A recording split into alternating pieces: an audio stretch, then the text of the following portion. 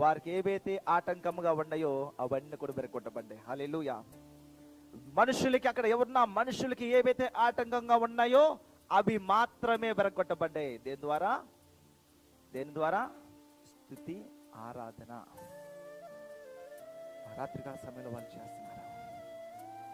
ఎప్పుడైతే ఆ క్రియ జరిగిందో అక్కడున్న జైలు అధికారి, ఈ భూకంపం వచ్చింది, దొంగలందరూ వెళ్ళిపోయారేమో, పారిపోయి ఉంటారు అనుకొని ఈ విషయం రాజుగారు తెలిసి ఎలాగా నన్ను మరణశిక్ష నాకు విధిస్తారు అని చెప్పి తన కత్తి తీసుకుని తానే పొడుచుకుని చనిపోదాం అనుకుంటున్నాడు.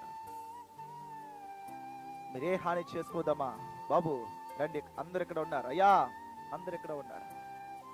ఆ దీపం పట్టుకుని లోపలికి వెళ్ళి చూడగానే అందరూ పౌలు శీల పాదాల దగ్గర కూర్చొని అక్కడ రాయబడ్డ మాట ఇది, అయ్యలారా మారు మనసు పొందుటకు నేను ఏం